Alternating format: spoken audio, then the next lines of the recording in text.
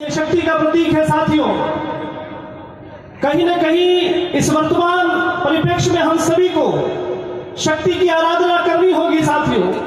और शक्ति की आराधना, भक्ति की आराधना के लिए नवरात्रे हमारी भारतीय संस्कृति में, हमारे सनातन वैदिक परंपरा में चुने गए हैं।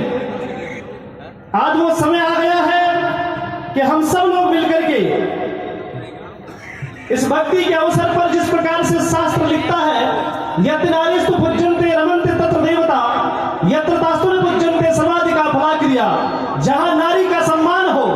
और मैं समझ सकता हूं कि वर्तमान में ये भारत एक ऐसा देश है जो अपनी मातृभूमि को नहीं, इस राष्ट्र को मां कहता है, इसलिए भारत माता इसे कहा गया है। आज वो समय साथियों, हमें लगता है कि इस नवरात्रि के अवसर पर प्रत्येक नारी का सम्मान होना चाहिए, प्रत्येक बेटी का सम्मान होना चाहिए। और उस सम्मान के साथ में हम सबका दायित्व होता है कि इस राजस्थान की व्यवस्था को जरा सा बदलने की आवश्यकता है साथियों। मुझे लगता है कि भक्ति के बीच में हम शक्ति की बात कर रहे हैं और मां करनी के हाथ में त्रिशूल है। और त्रिशूल का मतलब यह होता है जो तीनों शूलों को समाप्त करता है, दुख हरता है, दुष्ट लोगों का संहार करना होगा साथियों। दुष्टता क्या है? जीवन में हमारी बुराई ही सबसे बड़ी दुष्टता है। इसको मिटाने के लिए हम सब लोगों को संकल्पित होकर के इस मां करनी के दरबार में एक संकल्प करना है। हमारे जीवन की जो बुराई है इसे छोड़ करके जाना है साथियों। तभी ये भजन संध्या करना सार्थक होगा, इस नवरात्रि की उपासना करना सार्थक होगा। और सबसे बड़ी हमारे में बुराई यदि कोई है तो इस कान की बात सुन करके चुगली करना, ये सबसे बड़ी बुराई है। इसलिए मैं आप लोगों से निवेदन करना चाहूंगा, विशेष रूप से मात्र शक्ति से, कि आप सब लोग यहाँ पैसा नहीं, सपोर्ट नहीं, आप अपनी बुराई छोड़ करके युवा साथियों से निवेदन करना चाहूंगा, ए मेरे भाई, होटल बोटल टोटल इसको छोड़िएगा मां करनी के दरबार में। तभी जीवन की उपयोगिता होगी, तभी मानवता सिद्ध होगी। इस तरह से हमारा देश और हमारी संस्कृति नशे के चारों तरफ जा रही है। नशे की जब मैंने बात करी तो सबसे ज्यादा ताली मात्र शक्ति ने बजाई। लगता है कि सबसे पीड़ित तो वही निकली है। इसलिए साथियों, आप सभी से निवेदन करना चाहूंगा कि इस जीवन में भगवान की आराधना के साथ में युवा शक्ति नशे से जरा सा दूर रहे। और इस देश में सदियों से गौ सेवा होती आ रही है साथियों। हम सब लोगों को मिलकर के गौ सेवा करनी होगी। इस राष्ट्र को सुदृढ़ बनाना होगा, इस भारत को अखंड बनाना होगा। और भारत को अखंड बनाने के साथ साथ में सबसे बड़ी यदि चिंता यदि कोई साथी, मुझे लगता है कि वर्तमान समय में इस राजस्थान की व्यवस्था को जरा सा बदलना होगा। विशेष रूप से मेरी मातृशक्ति से आह्वान, युवा शक्ति से आह्वान होगा कि हम इसकी व्यवस्था को बदलने के लिए, इस व्यवस्था को बदलने के लिए आप लोगों से मैं आपके बीच में थे, पुष्कर से चल करके यहाँ आया हूं। और पुष्कर सारे तीर्थों का गुरु है। अब जरा सोचो कि तीर्थों का गुरु का सन्यासी यहाँ पर पहुंचा है, तो आपसे अपेक्षा करता हूं कि हमने जन स्वाभिमान मंच एक प्लेटफॉर्म बनाया है। हम चाहते हैं कि प्रत्येक गरीब व्यक्ति का सम्मान होना चाहिए। प्रत्येक व्यक्ति जातिवाद, छुआछूत, भेदभाव अब नहीं चलेगा। हम चाहते हैं जैसे हम भगवान के दरबार में सब लोग मिलकर के साथ में बैठे हैं, आपसे भी आशा करता हूं कि आने वाले समय में आज संकल्प करें हम लोग, हम सबसे पहले इंसान है, जाति हमारी बाद में है साथियों। मानवतावाद की बात करेंगे, अब जातिवाद नहीं चलेगा। जातिवाद को समाप्त करना होगा साथियों। मानवता के स्वर्ण अक्षर हमें लिखना होगा। और ऐसे समय पर जब मानवतावाद पैदा होगा तो मैं समझ सकता हूं कि राजनीति की शुद्धिकरण होगी, हमारे जीवन की शुद्धिकरण होगी। हमें मानवता का पुजारी बनकर के प्रत्येक मानव जाति की सेवा करनी है। भगवान व्यास ने अपने वचनों में बहुत सुंदर का, अष्टादश पुराणे सुव्यासस्य वचनं द्वयम् परोपकार पुण्याय पापाय परपीडनम। अपने जीवन में सबसे पहला दूसरों की सेवा करना और फिर जितना हो सके साथियों सबके मिलकर के साथ में रहना, ये जीवन का परम उद्देश्य होना चाहिए।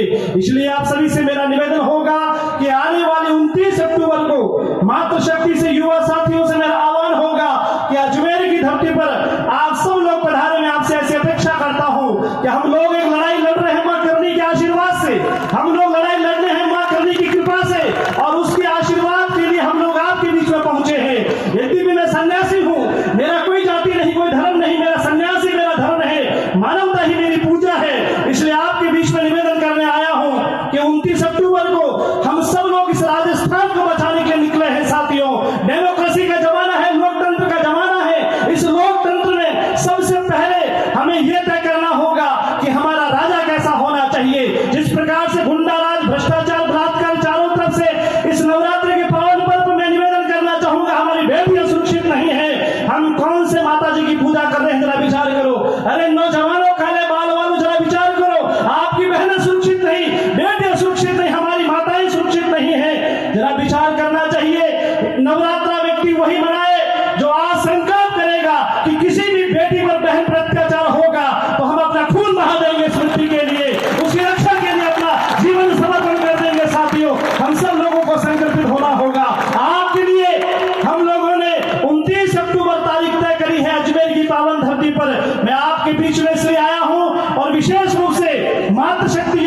सन्यासी भी है जो मां करनी के उपासक है, हमारे काले बाल वाले युवा बैठे हैं जो मां करनी के उपासक हैं। हम भी वही कार्य कर रहे हैं जो आप करना चाहते हैं। साथियों, आपसे निवेदन होगा, आइए अब न्याय मिले, अब सेवा हो, सुरक्षा हो, इन 3 चीजों के लिए हम निकले हैं। आपसे आशीर्वाद की अपेक्षा होगी और ये निवेदन करना चाहूंगा कि 29 तारीख को आप अजमेर की धरती पर ज्यादा से ज्यादा संख्या में पहुंचे और मानवता की मिसाल कायम करने का काम करें। इसलिए किसी कवि ने बहुत सुंदर कहा है कि पूरी धरा भी साथ दे तो और बात है, पर तू जरा भी साथ दे तो और बात है। चलने को एक पांव से चलते हैं लोग, मगर दूसरा भी साथ दे तो और बात है। आप लोगों से विशेष आशीर्वाद की आवश्यकता है, क्योंकि नारी का सम्मान को बचाना होगा। साथियों, जिस देश में, जिस राज्य में नारी सुरक्षित नहीं है, मैं समझ सकता हूं कि पुरुषों को रहने का अधिकार नहीं है। साथियों, सबसे पहले आपकी जिम्मेदारी बनती है कि हमारी बेटियां सुरक्षित होनी चाहिए।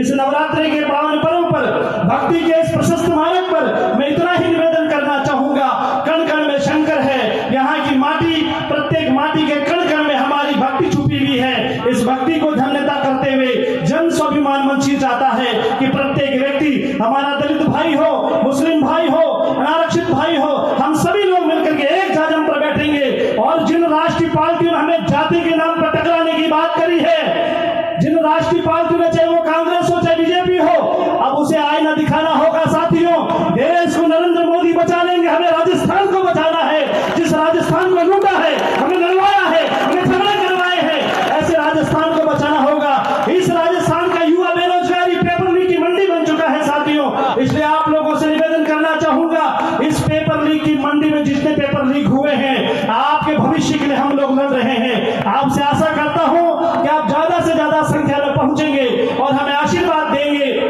इसलिए एक कवि ने बहुत सुंदर कहा है बहुत अंधियारा, अब सूरज निकलना चाहिए। जिस तरह भी हो ये मौसम बदलना चाहिए। जो रोज चेहरे बदलते हैं लिबासों की तरह, अब उनका जनाजा भी शोर से उठना चाहिए। अब जनाजा उठाने का समय आ गया है। साथियों, अब हम लड़ेंगे नहीं धर्म के नाम पर, हम एक साथ, हिंदू भी, मुस्लिम भी, सिख भी, ईसाई भी, हम सब लोग मिलकर के इस भक्ति का वातावरण को पैदा करेंगे। मां करनी के दरबार में आप लोगों से इतना निवेदन करने आया हूं कि मेरे साथियों, अब हम तो निकल पड़े हैं। एक सन्यासी ने यूपी को बचाने का काम किया है। हमें राजनीति नहीं करनी, हम चुनाव लड़ना नहीं चाहते, पर हम ये निवेदन करना चाहते हैं, इस लोकतंत्र में मां करनी के दरबार में आपको विश्वास दिलाते हैं, किसी के साथ अत्याचार यदि होगा तो जन स्वाभिमान मंच पहले खड़ा रहेगा आप लोगों के बीच में। हम सबकी न्याय की बात करेंगे, सबकी सेवा की बात करेंगे, सबकी सुरक्षा की बात करेंगे। इसलिए आपके बीच में आए हैं। आप सभी से आशा करते हैं कि एक बार हम सब लोग मिलकर के मां करनी का जय घोष करेंगे। बोले करनी मात की, बोले गौ माता की, बोले नागरेचा माता की, बोले भारत माता की। अब इतना आपने हमें आशीर्वाद दिया है तो एक काम और कर लो आप सब लोग। मोबाइल किस किस के पास में है? सबके पास में। मोबाइल नहीं है तो अशोक गहलोत जी मोबाइल दे रहे हैं। विशेष रूप से मातृशक्ति को तो मिला ही होगा। तो आप सभी से निवेदन, जिसके पास मोबाइल है, एक मैं नंबर आपसे निवेदन करूंगा, क्योंकि मैं आपके भजन संध्या के बीच में गति अवरोध नहीं बनना चाहता हूं। मैं नंबर आपसे निवेदन करूं, आप सब लोग उस पर एक जरा सा मिस कॉल करिएगा। मुझे लगेगा कि शायद हम लोग एक सन्यासी के साथ खड़े हैं। जब धर्म सत्ता राजसत्ता में जरा सा टकराव होता है तो धर्म सत्ता सदैव मजबूत रहती है। साथियों, यदि आप सबने मोबाइल नंबर अपना मोबाइल निकाला है तो मैं नंबर बोलूंगा। हाँ बोलो। 8233। मातृशक्ति से निवेदन होगा, अपना मोबाइल निकाले, उसको दबा के नहीं रखे, बाहर निकाले मोबाइल अपना। 82337929। 82337929। इस पर आप मिस कॉल करिएगा। बहुत बहुत धन्यवाद।